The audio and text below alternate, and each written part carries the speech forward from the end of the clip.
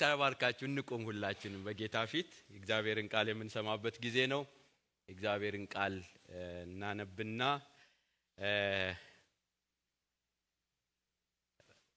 እንጸልያለን ስለ ቃሉ። በነህምያ መልእክት የተባረከ ሰው ስንት ነው? ተሐድሶ የባረከው ሰው ማን ነው? ተሐድሶ ያደሰው ሰው ማን ነው? ተሐድሶ ያደሰው ሰው አሁን ጠለቅ ብሏል። ተሐድሶ ያደሰው ሰው ለተሐድሶ ቃል የሚገባ ሰው በቃ ዛሬ አንላቀቅም። ምዕራፍ 10 ነህምያ ምዕራፍ 10 ላይ ደርሰናል። 10 ምዕራፍ ሄደናል። 3 ምዕራፎች ነው የሚቀሩን። 3ቱ ምዕራፎች በሁለት ጠቅላላ በ12 ምዕራፍ ነው በ12 ክፍል ነው የምናጠቃልለውና ዛሬ 10ኛው ላይ የደረስን። ላንብበውና ምዕራፍ 10 ምዕራፍ 9 ቁጥር 38 ላንብብና ምዕራፍ 9 ቁጥር 38 የመጨረሻውን ቁጥር ላንብብና ከዛ ምዕራፍ 10 የተወሰነ ክፍል አነብላችኋለሁ። ስለዚህም ሁሉ የታመነውን ቃል ኪዳን አድርገን እንጽፋለን። አለቆቻችንም ሌዋውያኖቻችንም ካህናቶቻችንም ያትሙበታል። ድገምላችሁ በደንብ ቁጥር 38 ስለዚህም ሁሉ የታመነውን ቃል ኪዳን አድርገን እንጽፋለን። አለቆቻችንም ሌዋውያኖቻችንም ካህናቶቻችንም ያትሙበታል ይልና ምዕራፍ 10 ቁጥር 1 ያተሙትም እነዚህ ናቸው ብሎ ቃል ኪዳን ገብተው ቃል ኪዳኑን ያተሙ እነዚህ ናቸው ብሎ ይዘረዝራል። የስም ዝርዝር ስለሆነ እሱን ተውላችሁና ወደ ቁጥር 28 አልፌ ላንብብላችሁ። ያተሙት ዝርዝር በሙሉ እዛ ጋር ካያችሁ በኋላ የቀሩትም ሕዝብ ካህናቱም ሌዋውያኑም በረኞችም መዘምራንም ናታኒምም ከምድርም አሕዛብ ወደ እግዚአብሔር ሕግ ራሳቸውን የለዩ ሁሉ ሚስቶቻቸውም ወንዶችና ሴቶች ልጆቻቸውም የሚያውቁትና የሚያስተውሉትም ሁሉ ወደ ወንድሞቻቸው ወደ ታላላቆቻቸው ተጠጉ። በእግዚአብሔርም ባሪያ በሙሴ እጅ በተሰጠው በእግዚአብሔር ሕግ ሄዱ ዘንድ የጌታችንንም የእግዚአብሔርን ትእዛዝ ሁሉ ፍርዱንም ሥርዓቱንም ይጠብቁና ያደርጉ ዘንድ እርግማኑንና መሐላውን አደረጉ። ሴቶች ልጆቻችንም ለምድር አሕዛብ አንሰጥም፣ ሴቶች ልጆቻቸውንም ለልጆቻችን አንወስድም። የምድርን አሕዛብ ሸቀጥና ልዩ ልዩ እህል ሊገበዩ በሰንበት ቀን ቢያመጡ በሰንበት ወይም በተቀደሰው ቀን ከነርሱ አንገዛም። የሰባተኛውንም ዓመት ፍሬና ዳን ማስከፈል እንተዋለን ብለው ማሉ። ቁጥር 32 ስለ አምላካችንም ቤት አገልግሎት ስለ ገጸ ህብስትም ዘወትር በሰንበትና በመባቻ ስለ ማቅረብ ስለ እህሉ ቁርባን ስለሚቃጠል መስዋዕት ስለ በዓላት ስለ ተቀደሱ ነገሮች ለእስራኤልም ስለሚያስተሰርየው ስለ ኃጢአት መስዋዕት ስለ አምላካችንም ቤት ሥራ ሁሉ በየዓመቱ የሰቅል ሲሶ እናመጣ ዘንድ ትእዛዝ በራሳችን ላይ አደረግን። እኛም ካህናቱና ሌዋውያኑ ሕዝቡም እንደ አባቶቻችን ቤቶች በተወሰነ ጊዜ በየዓመቱ ወደ አምላካችን ቤት አምጥተን በሕጉ እንደተጻፈ በአምላካችን በእግዚአብሔር መሠዊያ ላይ ይቃጠል ዘንድ ስለ እንጨትና ቁርባን ዕጣ ተጣጣልን። በየዓመቱም የመሬታችንን በኩራት ሁሉ አይነት የዛፍ የፍሬ ሁሉ በኩራት ሁሉ ወደ እግዚአብሔር ቤት እናመጣ ዘንድ በሕጉም እንደተጻፈ የልጆቻችንና የእንስሶቻችንን በኩራት የበሬዎቻችንና የበጎቻችንን በኩራት በአምላካችን ቤት ወደሚያገለግሉ ካህናት ወደ አምላካችን ቤት እናመጣ ዘንድ የእህላችንንም በኩራት የእጅ ማንሳታችንን ቁርባን የዛፍ ሁሉ ፍሬ ወይኑንና ዘይቱን ወደ ካህናት ወደ አምላካችን ቤት ጓዳዎች እናመጣ ዘንድ ሌዋውያኑም ከከተሞቻችን እርሻ ሁሉ አስራት ይቀበላሉና የመሬታችንን አስራት ወደ ሌዋውያን እናመጣ ዘንድ ማልን። ሌዋውያንም አስራቱን በተቀበሉ ጊዜ የአሮን ልጅ ካህኑ ከሌዋውያን ጋር ይሁን። ሌዋውያኑም የአስራቱን አስራት ወደ አምላካችን ቤት ወደ ጓዳዎች ወደ ዕቃ ቤት ያምጡት። የእስራኤል ልጆችና የሌዊ ልጆችም የእህሉና የወይኑ የዘይቱም የማንሳት ቁርባን የመቅደሱ ዕቃዎችና የሚያገለግሉ ካህናት በረኞችና መዘምራኑ ወዳሉበት ጓዳዎች ያግቡት። እንዲሁም የአምላካችንን ቤት ከቶ አንተውም። ጸልያለን። እንዲሁ የአምላካችንን ቤት ከቶ አንተውም። እስኪ ጉባኤው ይሄን እንዲል እፈልጋለሁ። እንዲሁ የአምላካችንን ቤት ከቶ አንተውም። እንዲሁ የአምላካችንን ቤት ከቶ አንተውም። ሃሌሉያ። እግዚአብሔር ሆይ እናመሰግንሃለን። ስምህ ለዘላለም ይባረክ። ስለረዳሃን ተባረክ። ስላገዝከን ተባረክ። በመካከላችን ስላለህ ጸጋህ ስለበዛልን መንፈስ በመካከላችን ስላለ መዓዛህ ጠረንህ ስለሚያውድ እናመሰግንሃለን። ስለ ማዳንህ ስለ ፈውስህ ስምህ ለዘላለም ይባረክ። ክብር ሁሉ ላንተ ይሆን። ዛሬም ደግሞ በዚህ ሰዓት በፊትህ አለን። ተሐድሶ ብለን በፊትህ አለን። የተሐድሶ ፍሬ ይገኝብን ብለን በፊትህ አለን። የተሐድሶ ፍሬ ይገኝባችሁ ብለህ ስትናገረን እኛም የተሐድሶ ፍሬ እንዲገኝብን ሽተን በቃልህና በመንፈስህ ፊት በዙፋንህ ስር አለን። በኢየሱስ ክርስቶስ ስም ቃልህ በእያንዳንዳችን ልብ ውስጥ ፍሬ ያፍራ። ክብር በሰማይ ክብር በምድር ላንተ ይሁን። ስለነበረን ጊዜ ተመስገን። ስለሚኖረን ጊዜ ሁሉ ተባረክ። በኢየሱስ በጌታችን ስም አሜን። ጌታ ይባርካችሁ። እንቀመጣለን።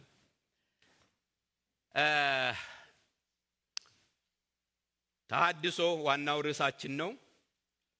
ሶስተኛው ርዕሳችን በተሐድሶ ስር የተሐድሶ ፍሬ ብለን እየተመለከትን ያለ ነው እና የተሐድሶ ፍሬ አለው። ይሄንን አሁንም ደጋግሜ እነግራለሁ። ዩቲዩብ ላይ እና ፌስቡክ ላይ ስለምታገኙት ከዚህ በፊት የነበሩትን ሁሉ ብትሰሟቸው ትታነጹባቸዋላችሁ ብዬ አስባለሁ። ስለዚህ የተሐድሶ ፍሬ ምንድነው ብለን ስንል በመጀመሪያ ያየነው የተሐድሶ ፍሬ ልዩነት ይሆናል። ተሐድሶ በሕይወታችን ከተደረገ ልዩነት በሕይወታችን ይሆናል። ምልክት ያለው የሚያስታውቅ ልዩነት በሕይወታችን ይሆናል። በሁለተኛ ደረጃ ተሐድሶ ከሆነና የተሐድሶ ፍሬ በእኛ ሕይወት የሚታይ ከሆነ የተሐድሶ አንዱ ፍሬ ደግሞ የእግዚአብሔር ቃል ዋና ይሆናል። በሕይወታችን ዋና፣ በአገልግሎታችን ዋና፣ በኑሯችን ዋና። በሶስተኛ ደረጃ ባለፈው ሳምንት ያየነው ተሐድሶ ፍሬ አለው ስንል የተሐድሶ ፍሬ ሌላው ደግሞ የእውነተኛ ተሐድሶ ባህሪያት ይታያሉ። በሕይወታችን ባህሪያት አሉ። ተሐድሶ ባህሪ አለው። ዝም ብሎ መዝለል፣ መጮህ ወይም ልሳን ብቻ መናገር አይደለም። ባህሪያት አሉት እና እነዛን ባህሪያት በዝርዝር ተመልክተናል። ዛሬ አራተኛውን የምናየው የተሐድሶ ፍሬ በምዕራፍ 10 ላይ የምናገኘው ሕዝቡ ውሳኔና ቃል ኪዳን ያደርጋል። እውነተኛ ተሐድሶ ሲኖር የተሐድሶ ሌላው ፍሬ በጣም እንድትሰሙኝ ዛሬ እፈልጋለሁ።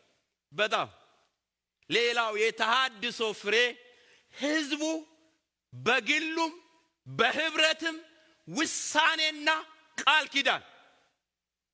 ኪዳን ኮቨናንት ላለመመለስ ዞር ብሎ ላለማየት ያንን የቀደመውን ክፉ ነገር ቃል ኪዳን ይገባል። ይሄ የተሐድሶ ፍሬ ነው። ሰው ይጨክናል፣ ይወስናል። ከእግዚአብሔር ጋር ተስማምቶ ለመቀጠል ይሄንን ተሐድሶ ላለማበላሸት ቃል ኪዳን ይገባል። ዛሬ በጌታ በኢየሱስ ክርስቶስ በእኛና በእግዚአብሔር መካከለኛ የሆነው መንፈስ ቅዱስ ለዚህ ቃል ኪዳን ልባችንን ያግዘው። በእውነት ቃል ኪዳን እንዳልኳችሁ ከምዕራፍ 9 ቁጥር 38 ነው የሚጀምረው። ልክ ባለፈው ያነበብነው ያልነውን እንዳልን በኋላ እነዛ ባህሪያት መታየት ጀምረዋል።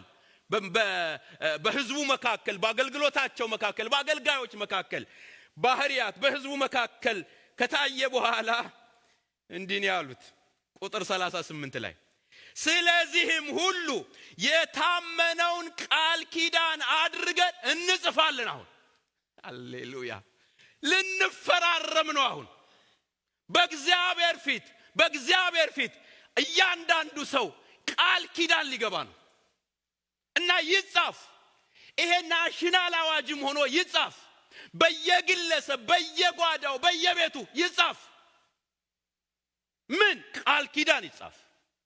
ከማን ጋር? ከእግዚአብሔር ጋር። ምን ለማድረግ? ተሐድሶን ወደ ኋላ ላለመመለስ።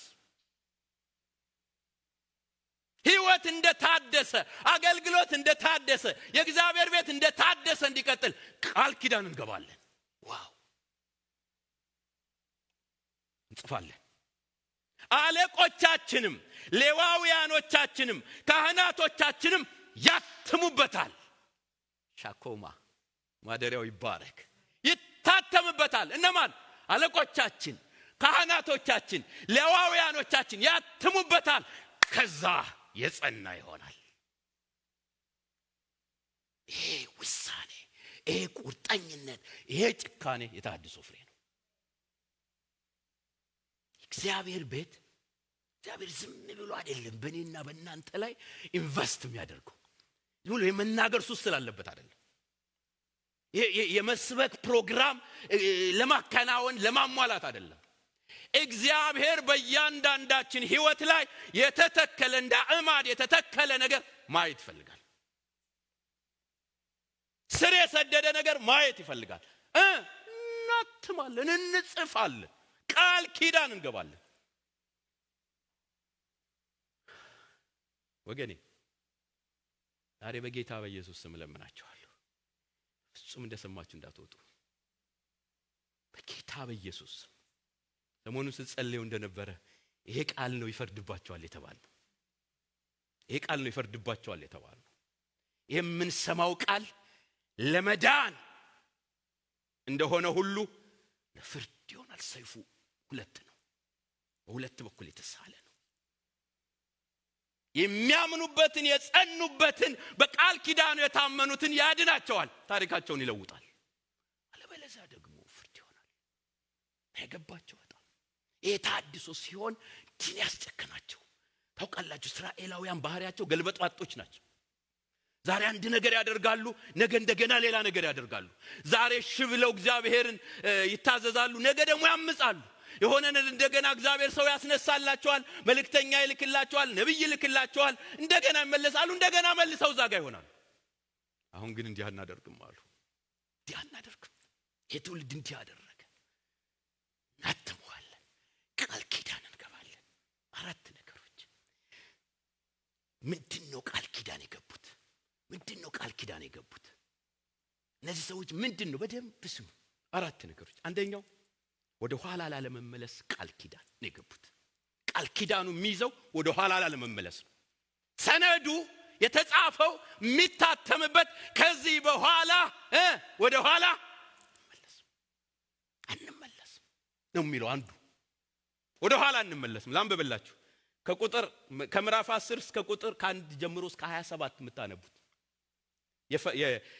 እንዲህ ይላል። ያተሙትም እነዚህ ናቸው ይልና ካህናት፣ ሌዋውያን፣ የሕዝቡ አለቆች፣ ወንድሞች ጠቅላላ ይዘረዝራቸዋል። ከዚህ በኋላ ወዴት አንመለስም? ወደ ነበረው አንመለስም፣ ወደ አሮጌው አንመለስም። እናትማለን። ደግለሰብ የሚገርማችሁ እዚህ ጋር ሳየው በጣም የገረሙኝ መሪዎችና አገልጋዮች፣ ግለሰቦች ቃል ኪዳን ሲገቡ ታያላችሁ።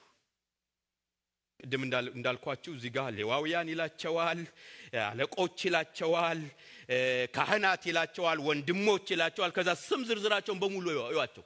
በቃ ሊስት አውት። ልክ ኤጂቢሲ አባላት ተብሎ ሊስት አውት እንደሚደረግ ከዚህ በኋላ ወደ ኋላ ላለመመለስ ቃል ኪዳን ምገባና ማህተሙ እንድታተም የምፈልግ ሊስት ነው ታደርጉ። አንመለስም። ከዚህ በኋላ አንመለስም። ወደ ኋላ አንመለስም። የጣልኩትን አላነሳም። አሮጌውን አላነሳም። ከዚህ በፊት የነበረውን አላነሳም። ቃል ኪዳን።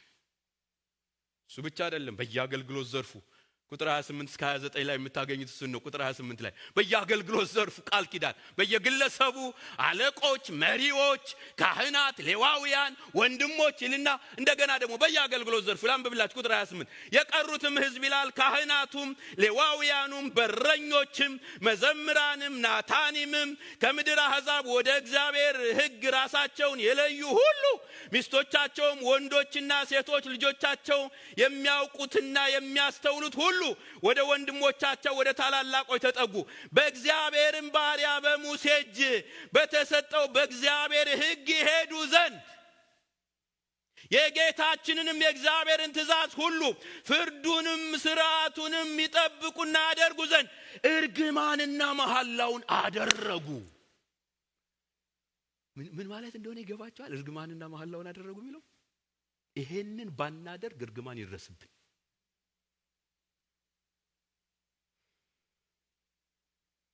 ከዚህ በኋላ ከእግዚአብሔር ቃል ከእግዚአብሔር ፈቃድ ከዚህ ከበራልን የተሐድሶ መንገድ ዘወር ብንል የእግዚአብሔር እርግማን ያገኘን። አደረጉ፣ ቃል ኪዳን አደረጉ። በእግዚአብሔር መንገድ ለመሄድ እንዴት ደስ ይላል! በስርዓቱ ለመሄድ በበራላቸው የእግዚአብሔር እውነት ለመሄድ እግዚአብሔር በኢየሱስ ክርስቶስ ስም ከዚህ በኋላ ከዚህ መንገድ ውጭ እህቴ አያግኝሽ፣ ወንድሜ አያግኝህ። በኢየሱስ ስም ልብህ፣ ሐሳብህ፣ መንገድህ ቃል ኪዳን ኖተርን ባክ ቃል ኪዳን መሐላ አደረጉ። ተሐድሶ ያስጨክናል፣ ቆራጥ ያደርጋል። ሲነካችሁ ያስጥላችኋል። ኮተታችሁን ያስጥላችኋል። ቆራጥ፣ ጨካኝ፣ ጥቅም አለው፣ ዓለማዊነት ጥቅም አለው፣ ለስጋ ያስጨክናችኋል። ቁርጥ በኢየሱስ ስም እግዚአብሔር በዚህ የተሐድሶ መንፈስ ይንካችሁ። መሐላ እንደተጻፈው ከዚህ በኋላ ሕይወቴ እንደተጻፈው፣ መንገዴ እንደተጻፈው፣ አገልግሎቴ እንደተጻፈው፣ ህብረቴ እንደተጻፈው ቃል ኪዳን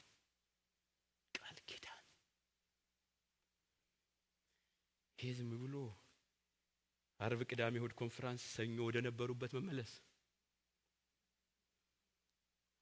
እሑድ ዘሎ ሰኞ ዛው ሩቲን ውስጥ መግባት በቃ በኢየሱስ ቃል ኪዳን ጨከኑ። ተሐድሶ ፍሬ አንዱ ቃል ኪዳን ነው። ያስጨክናል። ወደ ኋላ ላለማየት፣ ወደ ኋላ ላለመመለስ ቃል ኪዳን። እህቴ እስኪ አስቢ፣ ምንድነው ዛሬ ልትቆርጩ የሚገባ ነገር?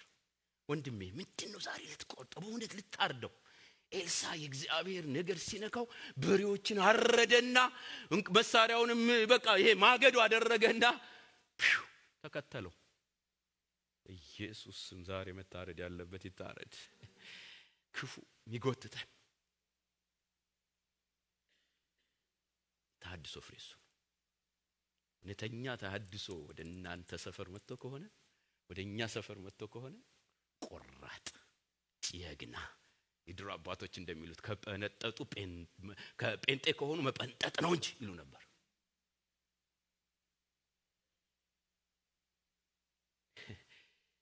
ጌታ ኢየሱስ ክርስቶስ እንደዛ ነው ያደረገው። ይሄ ለአዲስ ኪዳን የሚፈስ ምን ነው ያለው? በኪዳን ደሙን በመስጠት ነው ኪዳን ከኛ ጋር የገባው። ጨክነን ነው ቃል ኪዳን ምን ገባው። ምቹ ስለሆነ አይደለም። በጣም አትራክቲቭ እንዳይመስላችሁ። ጭካኔ ይጠይቃል። በጣም ጭካኔ ይጠይቃል። መስዋዕትነት ይጠይቃል። ሁለተኛ ጴጥሮስ ምዕራፍ 2 ቁጥር 20 ላይ አንድ በጣም የሚያሳዝነኝ ቃል አለ። በጣም ይውላችሁ በኢየሱስም በእኛ ላይ አይሁን፣ በጌታችንና በመድኃኒታችን በኢየሱስ ክርስቶስ ዕውቀት ከዓለም ርኩሰት ካመለጡ በኋላ ዳግመኛ በእርሷ ተጠላልፈው የተሸነፉ ቢሆኑ ከፊተኛው ኑሯቸው ይልቅ የኋለኛው የባሰ ሆኖባቸዋል። አውቀዋት ከተሰጣቸውም ከቅድስት ትእዛዝ ከሚመለሱ የጽድቅን መንገድ ባላወቋት በተሻላቸው ነበርና። ውሻ ወደ ትፋቱ ይመለሳል፣ ደግሞ የታጠበች እሪያ በጭቃ ለመንከባለል ትመለሳለች እንደሚባል እውነተኞች ምሳሌዎች ሆኖባቸዋል። የታጠበ እሪያ አሳማ እንደገና በጭቃ ውስጥ ይንከባለላል። ውሻ የተፋውን እንደገና ለመብላት ይመለሳል። እንዲህ ነው ወደ ኋላ መመለስ። የእግዚአብሔርን ነገር ከነኩ በኋላ ከእግዚአብሔር ጋር መንገድ ከጀመሩ በኋላ እግዚአብሔር ሕይወቴን ለወጠው አደሰው ካለ በኋላ ወደ ኋላ መመለስ እንደነዚህ አሳማና ውሻ መሆን ነው።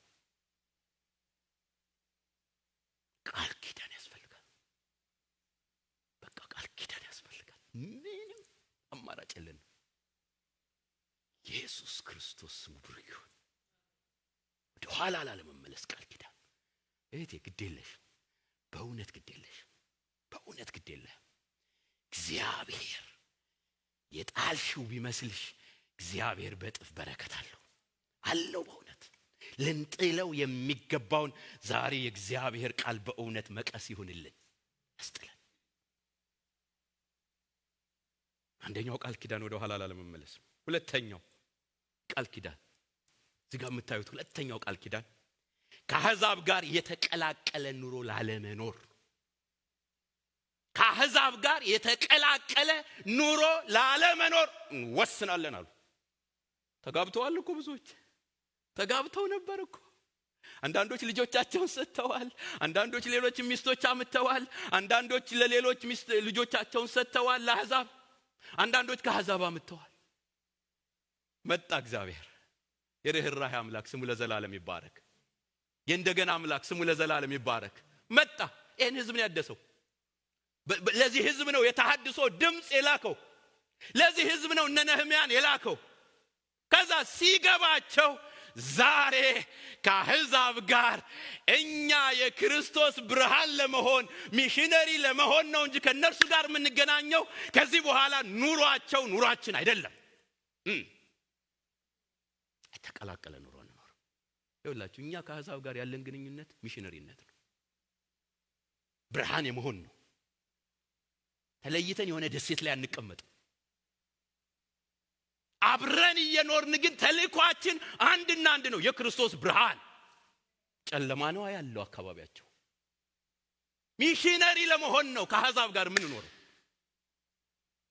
የማዳን ምልክት ለመሆን ነው፣ አምባሳደር ለመሆን ነው።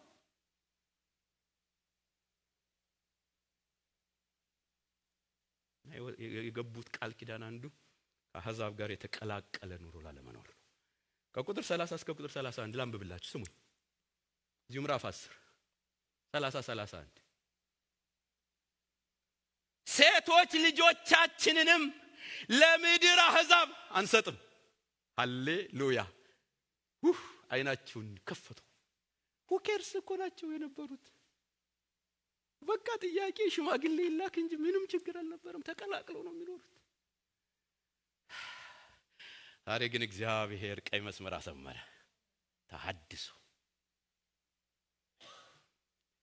በቃ አብረን እንጫወታለን፣ አብረን እንጠጣለን፣ አብረን እናመሻለን፣ አብረን እንወጣለን፣ አብረን እንገባለን። አይደለም ድንበር አለን። ሃሌሉያ! ድንበር አለን። ማናልፈው ድንበር አለን። ማናልፈው ድንበር አለን። ለምድር አሕዛብ ሴቶች ልጆቻችንን አንሰጥም፣ ሴቶች ልጆቻቸውንም ለልጆቻችን አንወስድም። ምንም የምታጓጓ ቆንጆ ምን ሆነ በቃ አንወስድም። ፉንጋዋ የጌታ ልጅ ትሻለኛለች። ፉንጋ የሚባል የለም። በአባባል ስላለ ነው። ሴቶች ልጆቻቸውንም ለልጆቻችን አንወስድም። የምድር አሕዛብ ሸቀጥና ልዩ ልዩ እህል ሊገበዩ በሰንበት ቀን ቢያመጡ በሰንበት ወይም በተቀደሰው ቀን ከእነርሱ አንገዛም። የእግዚአብሔርን ሕግ አርክሰው ለኛ ምን ይባርኩናል? ግርም እኮ ነው። አንገዛው የሰባተኛውንም ዓመት ፍሬና ዕዳ ማስከፈልን እንተዋለን ብለው ማሉ። ቃል ኪዳን ማለት ይሄ ማሉ። ከዚህ በኋላ አረ በጌታ በኢየሱስ በእውነት በጣም የሚገርም እኮ ነገር ማሉ። አንቀላቀልም፣ ከዚህ በኋላ አንቀላቀልም፣ ተቀላቅለን አንኖርም። ልዩነት። እነዚህ የማን ሰዎች ናቸው? እግዚአብሔር ሰዎች ናቸው። የሚያስብል ልዩነት፣ የሚታይ ልዩነት። እነዚህ እኮ በእግዚአብሔር ሕግ የሚሄዱ ናቸው። የሚያስብል ልዩነት። እነዚህ እኮ እግዚአብሔርን የሚያስከብሩ ናቸው። የሚያስብል ልዩነት። ማሉ፣ ቃል ኪዳን ገቡ። ሰላም ዋላችሁ? ደህና ናችሁ? እንዴት ነው ኑሯችሁ?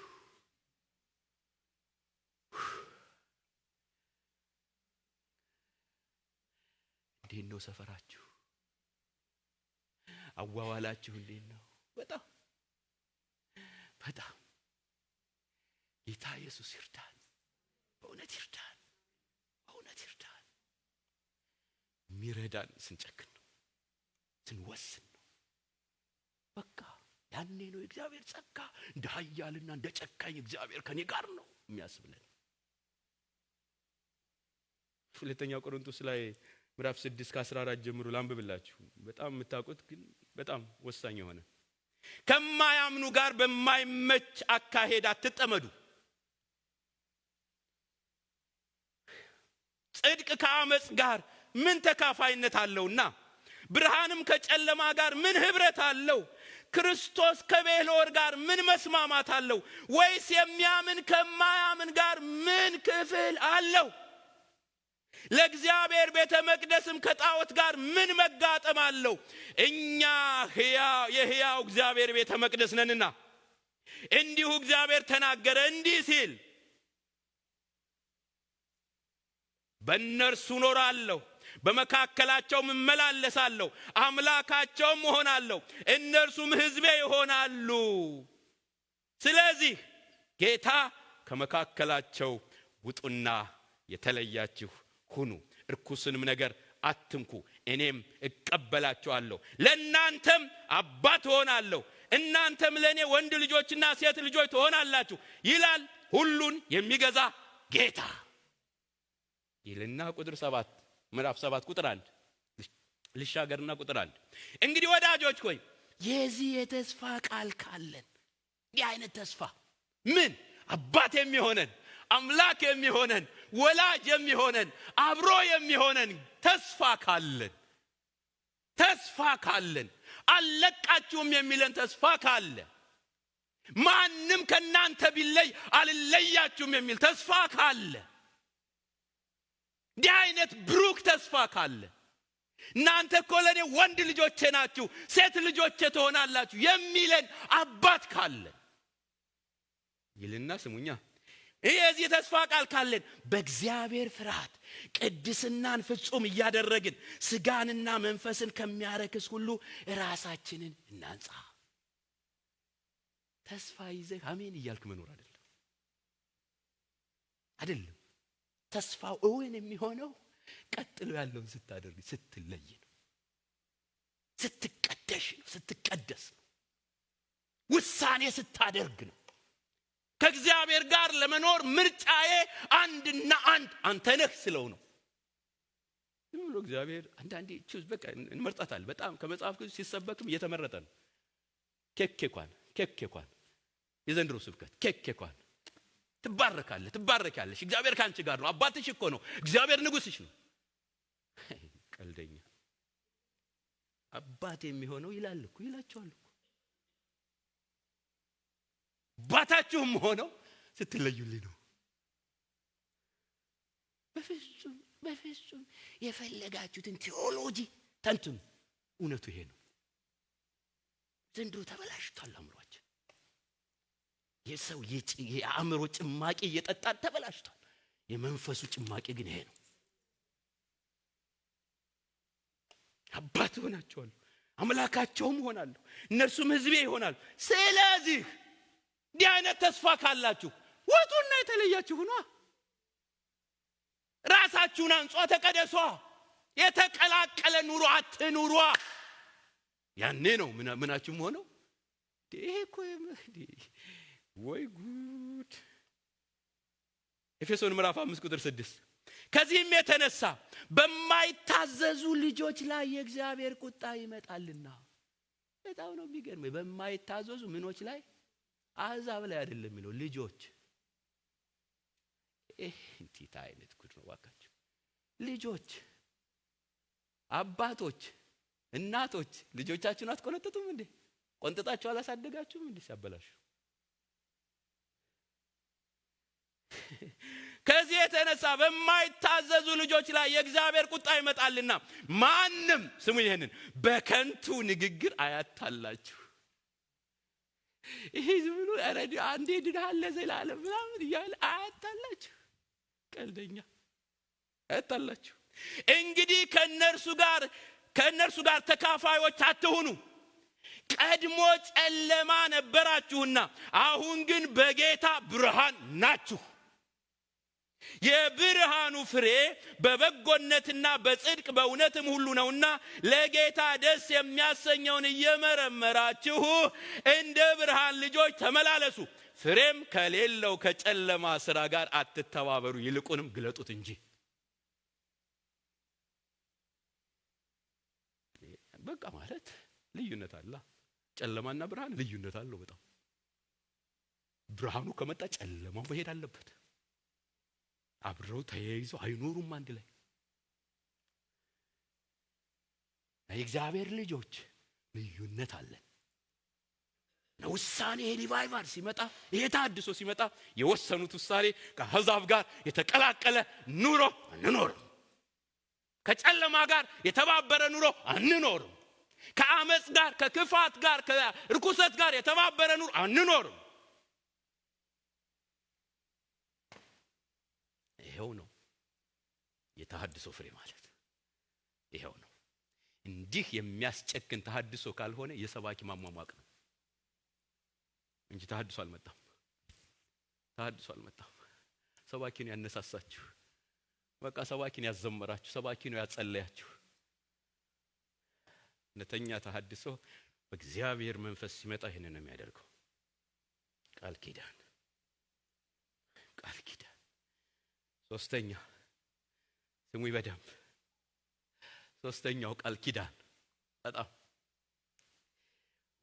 ኢየሱስ ስም ለዘላለም ይባረክ።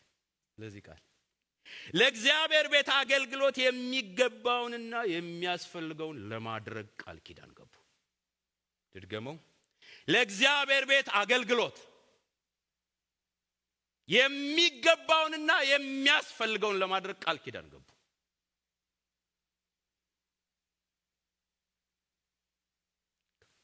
ቁጥር 32 እስከ 35 ታገኙታላችሁ። በእግዚአብሔር ቤት ውስጥ የእግዚአብሔር ቤት አገልግሎት፣ የእግዚአብሔር ቤት ስራ፣ የእግዚአብሔር ቤት ይሰራል፣ ይገለገላል። ሰው ሁሉ እግዚአብሔር በሚሰጠው ጸጋ፣ በሚሰጠው ሀብት፣ በሚሰጠው ታለንት፣ በሚሰጠው ጉልበት፣ በሚሰጠው ስኪል ሰው ሁሉ እግዚአብሔርን ያገለግላል። ለእግዚአብሔር ቤት ይባላል። እና አንዱ ቃል ኪዳን የገቡት ለእግዚአብሔር ቤት አገልግሎት ከዚህ በኋላ የሚገባውና የሚያስፈልገው እናደርጋለን። አንብቧ ቁጥር 32 ስለ አምላካችን ቤት አገልግሎት። ሃሌሉያ! እስኪ አምላካችን ቤት አገልግሎት ብሎ አንዴ።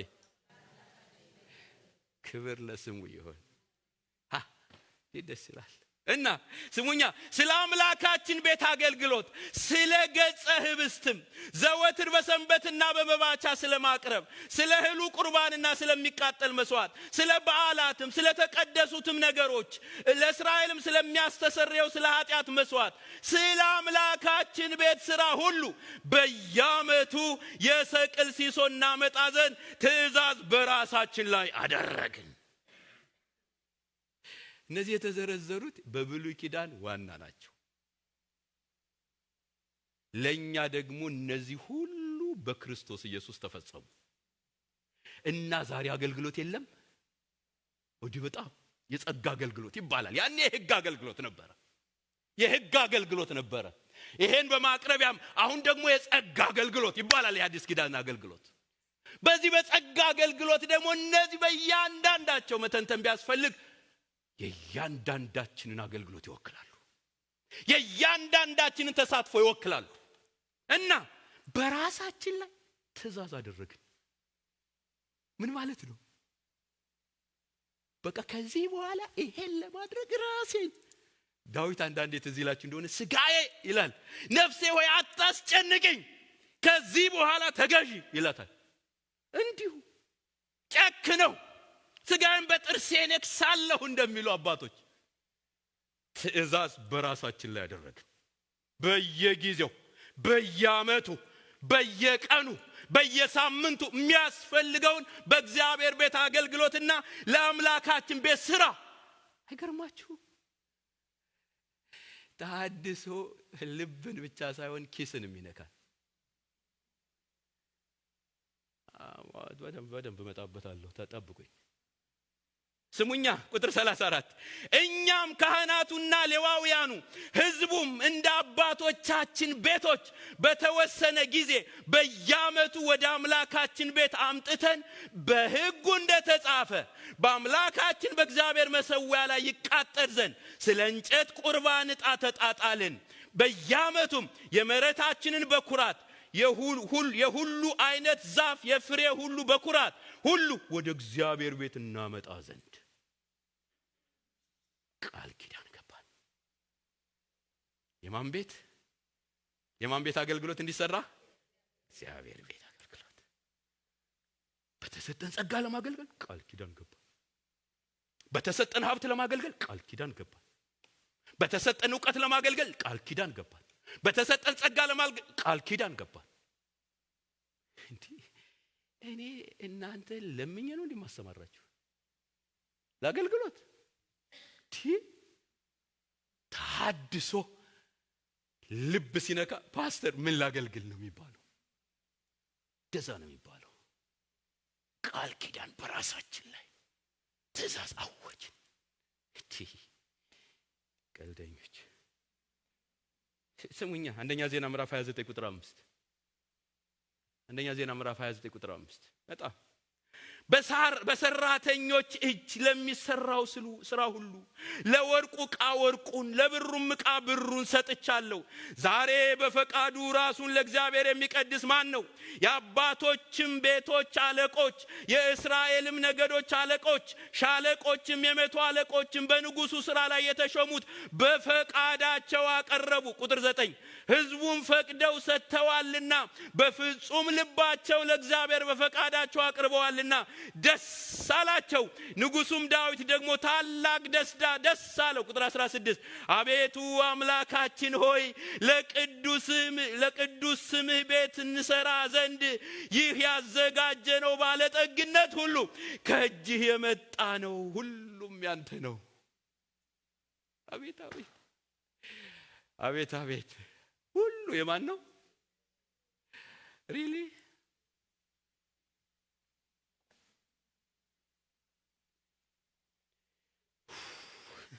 ይሄን እንድናደርግም እኮ ያደረከን አንተ ነህ። ሰርተን እንድናገኝ እኮ ያደረከን አንተ ነህ። ጤና የሰጠህን እኮ አንተ ነህ። እስኪ ስሙት እቺ የመጨረሻው ቃል በጣም አምላካችን ሆይ ለቅዱስ ስም ቤት እንሰራ ዘንድ ይህ ያዘጋጀነው ባለጠግነት ሁሉ ከእጅህ የመጣ ነው። ከእግዚአብሔር ያልተቀበላችሁት ምን አለ? ጸጋ ከእግዚአብሔር።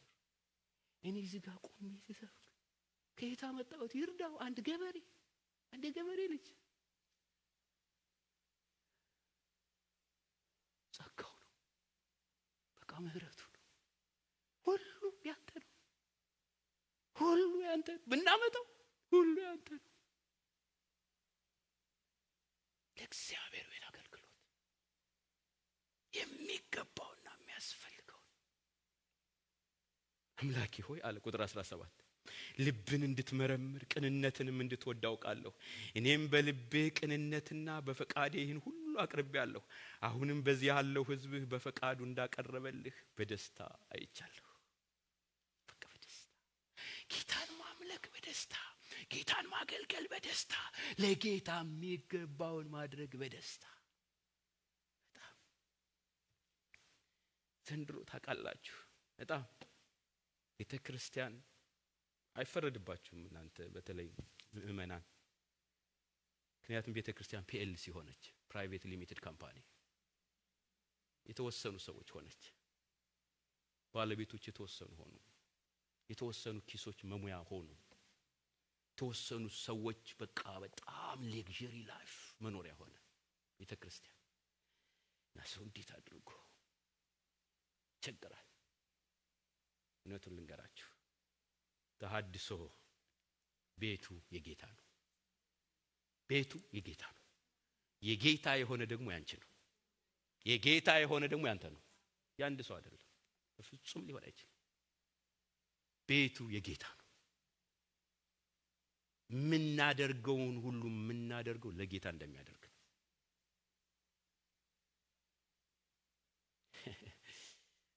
እግዚአብሔር ይባርካችሁ። በጣም ብዙዎቻችሁን አደንቃለሁ። በጣም ባላችሁ ጉልበት ስትተጉ።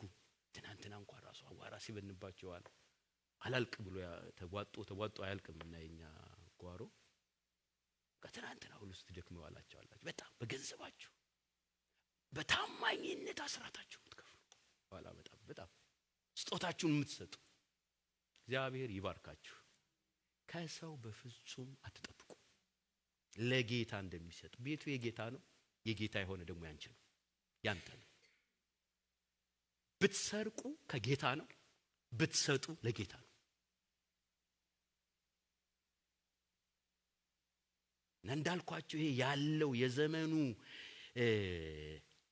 የቤተ ክርስቲያንን የንግድ ቤት ማድረግ ይሄ ምንናፍቀውና ምንጮህለት ተሐድሶ ሲመጣ ይሄን ነው የሚያደርገው።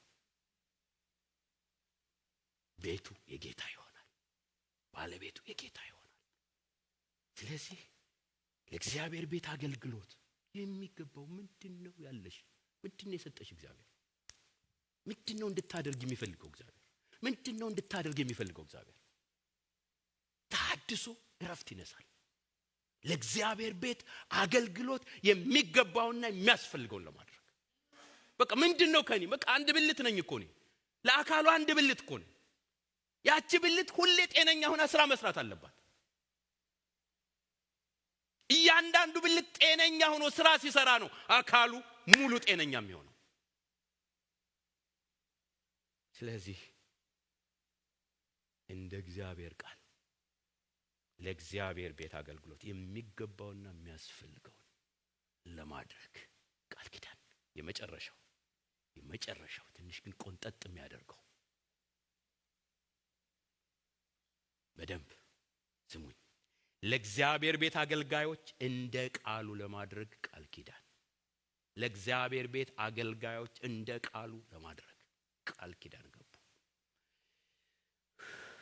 በጣም በኃይለኛ የመንፈስ ድፍረትና ሙላት ነው የምነግራችሁ። ቁጥር 36 ከ39 ስሙኝ። ለእግዚአብሔር ቤት አገልጋዮች እንደ ቃሉ ለማድረግ ቃል ኪዳን ገቡ።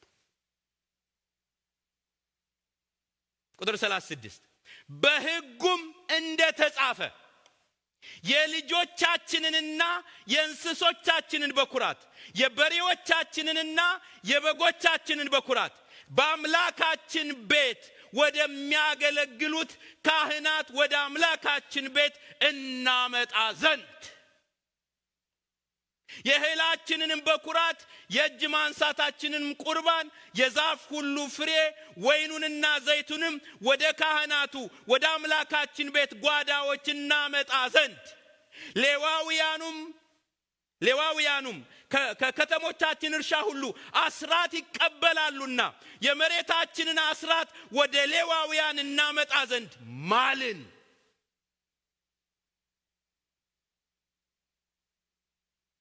ሌዋውያኑም አስራቱን በተቀበሉ ጊዜ የአሮን ልጆች ካህኑ ከሌዋውያን ጋር ይሁን። ሌዋውያኑም የአስራቱን አስራት ወደ አምላካችን ቤት ወደ ጓዳዎች ወደ ዕቃ ቤት ያምጡት።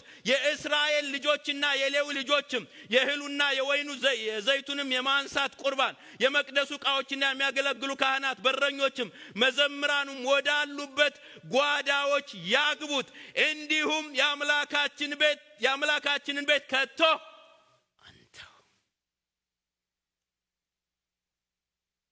ምዕራፍ 13 ቁጥር 10 ላይ ነህምያ አለቆችን ምዕራፍ 13 አለፍ በሉና 13 ላይ ስመጣ በዚህ ርዕስ አላነሳውምና ምዕራፍ 13 ቁጥር 10 ላይ አንድ ጥያቄ ሰበሰባቸውና ነህምያ ጠየቃቸው። የእግዚአብሔር ቤት ተዘግቶ የእግዚአብሔር ቤት በነገራችን ላይ ምዕራፍ 13 ላይ እድሳቱን ከጨረሰ በኋላ ወደ ስራው ተመልሶ ወደ ከለዳውያ ወደ ባቢሎን ተመልሶ ስራው ላይ ሄዶ ተመልሶ መጣ። ያው የግድ ሰራተኛ ስለነበረ ዛ የመንግስት ኃይለኛ ሰራተኛ ስለነበረ ተመልሶ ሲመጣ የእግዚአብሔር ቤት ስራው ተትቷል። በኋላ አለቆችን ሰበሰባቸውና የጠየቃቸውን ጥያቄ ስሙ። ቁጥር 10 ለሌዋውያንም እድል ፈንታቸው እንዳልተሰጠ የሚያገለግሉትም ሌዋውያንና መዘምራን እያንዳንዱ ወደ እርሻው እንደሄደ ተመለከትኩ። ቁጥር 11 እኔም የእግዚአብሔር ቤት ስለምን ተተወ? የማን ቤት ተተወ ብዬ ከአለቆቹ ጋር ተከራከርኩ፣ ሰበሰብኳቸው፣ በየስፍራቸው መልሼ አቆምኳቸው። የማን ቤት ተተወ? ምን ማለት ነው ይሄ ቃል? አገልግሎት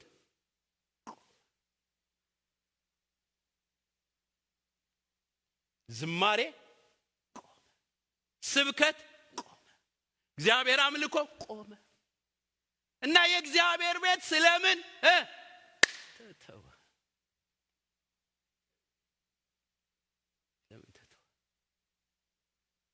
እና ይሄንን እንዲህ ያሉት እንግዲህ የአምላካችንን ቤት ከቶ አንተው ምን እናደርጋለን? በጣም ለሌዋውያን አገልግሎት የተወው ሁሉ የእግዚአብሔርን ቤት አዳፈነና እርሻ ማረስ ጀመረ። ከዛ ርስት የላቸውም ሌዋውያን፣ ታውቃላችሁ። ሌዋውያን ርስት የላቸውም እና እንዴት አድርጎ ነው ታዲያ ሌዋዊ ሄዶ እርሻ ውስጥ የገባ? ከሌላ ሰው መጠመድ ይባላል። እየተጠመደ መሬት እየተከራየ ማለት ነው በአዲስ ቋንቋ፣ በዚህ በዘመኑ ቋንቋ እየተከራየ ወይም ደግሞ ለዛኛው ያርስለትና ለባለቤቱ ግማሽ ወይም ሲሶ ይሰጠዋል፣ ሌላውን ለሱ ይወስዳል። እና ሁሉም ለምን እንጀራ መብላት አለባቸው? ለማገልገል እንጀራ መብላት አለባቸው፣ መኖር አለባቸው። የእግዚአብሔርን ቤት ዘጉ። ህዝቡ አንድ ነገር አቆመ፣ አስራቱን መክፈል አቆመ። ታውቃላችሁ የሌዋውያን እድል ፋንታ እግዚአብሔር ነው ይላል። ከዛ ደግሞ የእግዚአብሔር እድል ፋንታ ህዝቡ ነው እና የሌዋውያን እድል ፋንታ ከህዝቡ ነው የሚመጣው። 11 ነገዶች በሙሉ አስራታቸውን ያመጣሉ። 12ኛው ነገድ 11 ያመጡትን አስራት እንደ ደሞዝ ይቀበላል። ያ ነው አስራው። ይሄንን ሲያቆሙ የእግዚአብሔር ቤት ስራ ቆመ። ዛ ላይ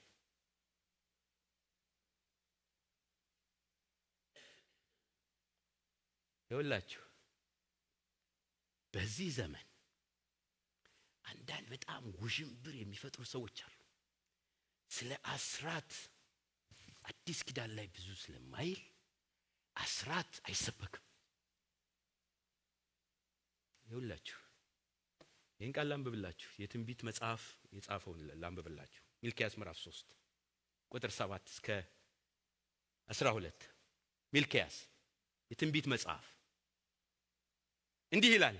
ከአባቶቻችሁ ዘመን ጀምሮ ከሥርዓቴ ፈቀቅ ብላችኋል፣ እርሷንም አልጠበቃችሁም። ወደ እኔም ተመለሱ፣ እኔም ወደ እናንተ እመለሳለሁ ይላል የሰራዊት ጌታ እግዚአብሔር። እናንተ ግን የምንመለሰው በምንድን ነው ብላችኋል።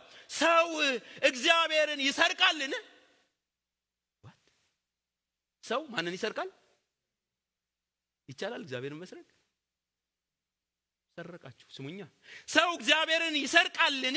እናንተ ግን እኔን ሰርቃችኋል። ከዛስ እናንተም የሰረቅን በምንድን ነው ብላችኋል። በአስራትና በበኩራት ነው። እናንተ ይህ ሕዝብ ሁሉ እኔን ሰርቃችኋልና በእርግማን እርጉሞች ናችሁ።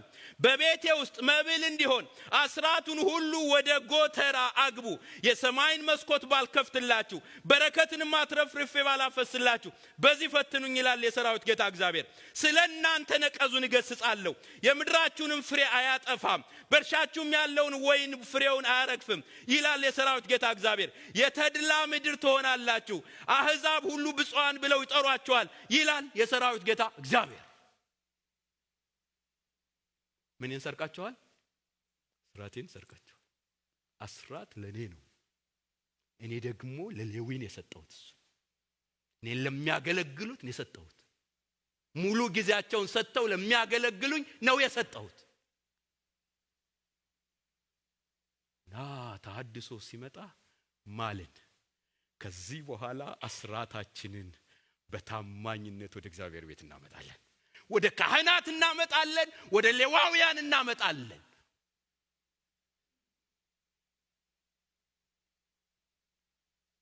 እንደ እግዚአብሔር ቃል ወገኖቼ፣ አንዱ መመለስና ማደስ ያለብን ነገር ቢኖር ይሄ ነው። ትንሽ አፍሬያለሁ። ባለፈው ለሽማግሌዎች ምርጫ ስናደርግ ያው አንዳንድ ኢቫሉዌት የምናደርገው ነገር ነበረ። ያው ባይሏችሁም በደንብ ስለሚል ለእግዚአብሔር አገልግሎት በገንዘቡ ታማኝ ሆነ ይላል። አንዱ ክራይቴሪያ ለእግዚአብሔር አገልግሎት በገንዘቡ ታማኝ ሆነ ይላል። ምን ማለት ነው? በሌላ አባባል አስራቱን፣ መባውን፣ ስጦታውን ለእግዚአብሔር በታማኝነት የሚሰጥ ማለት ነው። እና በቃ አንዳንድ መዝገቦች ያው እኔ አላቅም፣ ታውቃላችሁ፣ የሂሳብ ነገር አላቅም፣ የለሁበትም እዛ ውስጥ። ማደሪያው ይባረክ፣ ነፃ ወጥቶኛል። ነጋሽ ዳዊት ናቸው እዛ ውስጥ፣ ከዚህ በፊትም የነበሩት ነጋሽ ምናምን ናቸው። እና አንዳንድ ሰዎች እነሱ እኮ አስራት አይከፍሉም የሚባል ነገር ሰማሁ። እና ማን የከፈለውን አስራት ነው ሊያስተዳድሩ ሽማግሌ የሚሆኑት? ኢትሸም አዲስ ኪዳን የሚባለው እውነቱን ልንገራችሁ። ጌታ ኢየሱስ ያለው እንደዚህ ነው ይላችሁ። ማቴዎስ ምዕራፍ 23 ቁጥር 23 ላንብብላችሁ። ፈሪሳውያንን ሲወቅስ እንኳ ተመልከቱኝ አለው። በደንብ ስሙ። እናንተ ግብዞች ጻፎችና ፈሪሳውያን ከአዝሙድና ከእንስላል ከከሙንም አስራት ስለምታወጡ፣ ተመልከቱ ግብዝነታቸውን በምን አቅጣጫ እንደተናገራቸው፣ ግን የሚያደርጉትን ደግሞ እንዴት እንደጠቀሰ። ከአዝሙድና ከእንስላል እንትን ነው፣ ይሄ ቅመማ ቅመም ነው ባይዘው። እነዚህ ነገሮች ቅመማ ቅመሞች ናቸውና አስራት ከትንሹ እንኳን ሳይቀር አስራት ታወጣላችሁ ማለቱ ነው። አስራት ታወጣላችሁ። ፍርድንና ምሕረትን ታማኝነትንም በሕግ ያለውን ዋና ነገር ስለምትተው ወዮላችሁ። ግን የእናንተ ችግር ፍርድን አታውቁም፣ ፍትህን አታውቁም። አስራት ስለከፈላችሁ አልቀበላችሁም አይደለም ያለው። ከዛ ቀጥሎ ያለውን አረፍተ ነገር ስሙኝ።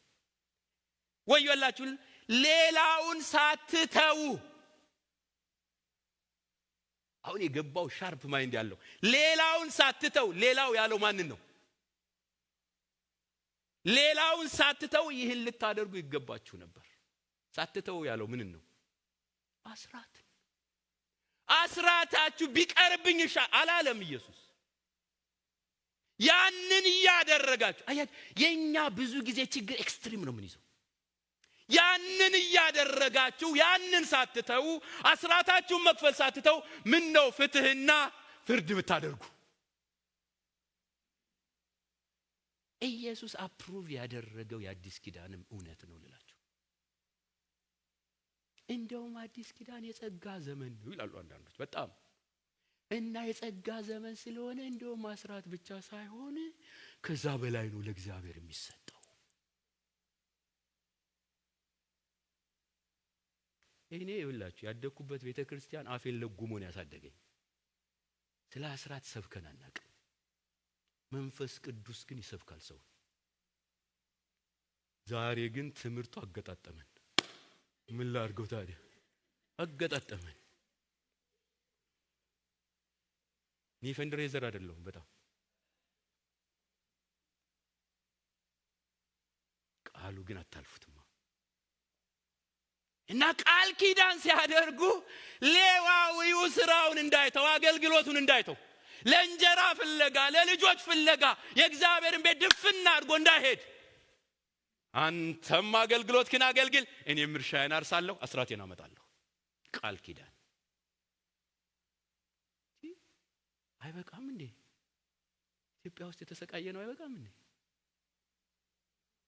ለቆሎ ተማሪ እኮ ተሰቃየና በጣም አገልጋይ በጣም እዚህ ሰልጥኗል እየተባለን በፍጹም እኔ አልሰብኩም። ምንም ባለቤቴ አየር ምንድነው እዚህ ኤርፖርት ስትሰራ ጓደኞቿ ይሏታል ባልሽ ምንድነው ስራው ይሏታል። ፓስተር ምን ልታረጊ ነው እዚህ ታዲያ የምትሰሩ ይሏታል። ምክንያቱም ፓስተር ቀልደኞች።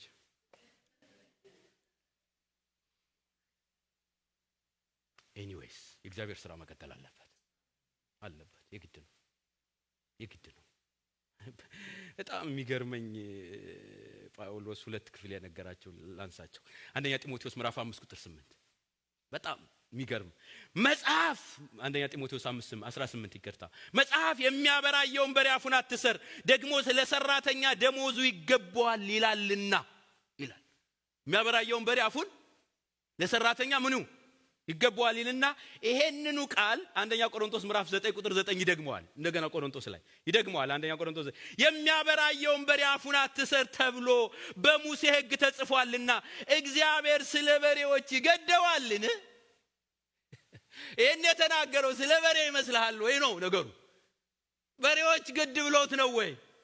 አይደለም። ይህን የሚለው ፈጽሞ ስለኛ አይደለም።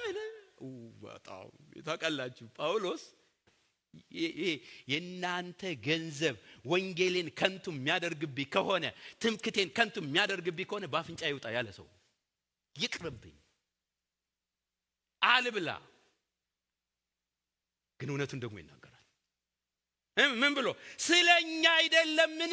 የሚያርስ በተስፋ ሊያርስ የሚያበራይም እንዲካፈል በተስፋ ሊያበራይ ስለሚገባው በእውነት ስለኛ ተጽፏል። እና በአስራታችሁ ታማኝ ሁኑ። ዛሬ አንዱ ቃል ኪዳን መግባት ካለባችሁ አስራትን መብላት በእግዚአብሔር ፊት ነውር ነው። ይኸውላችሁ የምንሰጠውን ሁሉ ስንሰጥ ለጽድቅ አይደለም። አንዳንዶች ከዛ ጋር ያያይዙ ኖ አይደል እንዴት ሆነ ይሆናል ምናገለግለውን ብናገኝ ሌላውን ስናደርግ ለጽድቅ እንዳልሆነ እየገባን ለምድሩ አስራት ላይ ለጽድቅ ምን አይደለም። አታጋኑት። ለጽድቅ አይደለም። ለእግዚአብሔር ቤት አገልግሎት ግን ይግድ ያስፈልጋል። አንዱ እግዚአብሔር ታማኝነታችንን በሱ ቴስት ያደርጋል። እና ቃል ኪዳን ገቡ። አስራታችን ወዴት እናመጣለን? በዛን ጊዜ እንደውም ብቻ አይደለም በኩር ልጅ ከተወለደ እሱ በገንዘብ ይዋጃል። በኩር ላሟ የመጀመሪያ ልጇን ስትወልድ እሱ በገንዘብ ይዋጃል። በኩር ይባላል እሱ። መሬት ገና ድንግል መሬት ሲታረስ በኩራት እግዚአብሔር